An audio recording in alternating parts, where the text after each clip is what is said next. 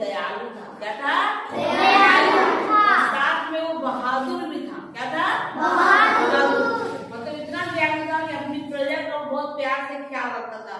उसके पास क्या नहीं है, क्या है, सब चीज का ख्याल वो राजा रखता था। इसलिए प्रजा बहुत ज्यादा खुश थी।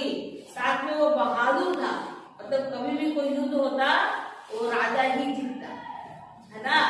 जो उसके पड़ोसी राज्य के राजा थे उससे जब जले बैठे थे, मतलब उनसे नफरत करते थे, गुस्सा था। सभी पड़ोसी राज्य के राजाओं से नफरत करते थे और सोचते थे कैसे इसको पकड़े, कैसे इसको हराए।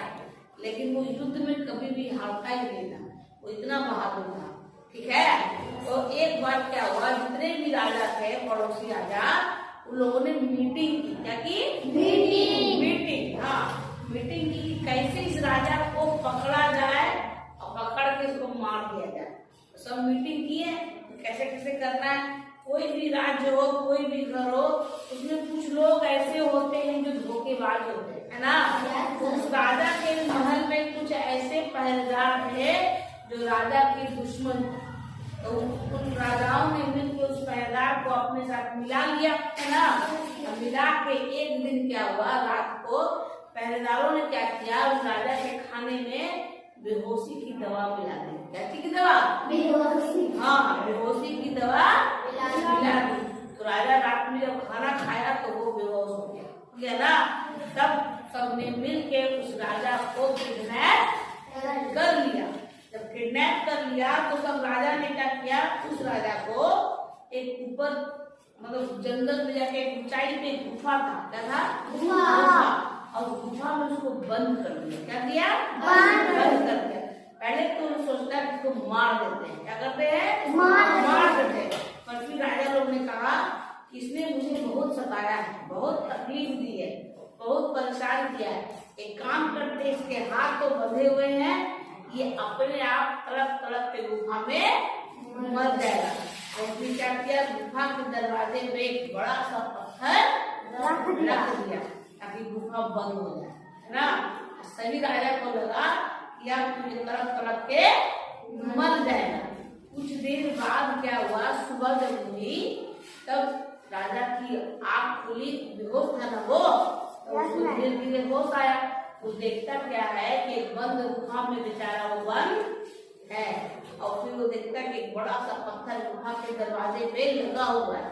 तो उसने क्या किया, बहुत कोशिश की दरवाजा को खोलने की, दरवाजा के भी पत्थर, है ना, पत्थर को हटाने की बहुत कोशिश की और राजा से वो पत्थर हट नहीं रहा था, बहुत ज्यादा भारी था पत्थर। तो राजा हार मार के बैठ गया। अब राजा पूरा परेशान, निराश, सोचने लगा कि अब हम कभी नहीं अपने घर जा पाएंगे, अपने महल में नहीं जा पाएंगे, अपनी पत्नी से नहीं मिल पाएंगे, अपने बच्चों से नहीं मिल पाएंगे, किसी से नहीं मिल पाएंगे। अब मैं यहीं पे मर जाऊंगा। उदास निराश होकर रोने लगा, हताश हो गया। तभी उसको अपने बचपन में अपनी माँ की एक बात याद आई। क्या याद आई? माँ उसकी कहती थी, कुछ तो कर, यूं ही मत मर। मतलब मरने से पहले कोशिश कीजिए, हो सकता है आपकी कोशिश काम आ जाए। तो राजा को जब अपनी माँ की ये बात याद आई तो फिर वो उठा और फिर से उसने पत्थर को हटाने की कोशिश की। अभी वो पत्थर हटा ही रहा था, वहां पे एक सांप निकला। क्या निकला? सांप। और सांप निकला तो सांप ने राजा के पैर पे दस लिया। जब 10 लिया राजा ने, दस लिया तो राजा को क्या हो गया, पूरा वहां पे जहर फैलने लगा। उसने फट से अपनी कटार निकाली और उस जगह को काट के फेंक दिया।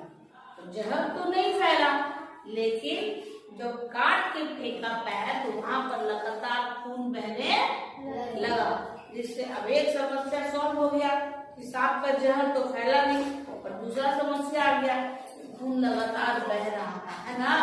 इससे राजा को कमजोरी फील हो रहे थे। राजा क्या करे, तो राजा अपने कमर में कपड़ा बांधा हुआ था, ठीक है।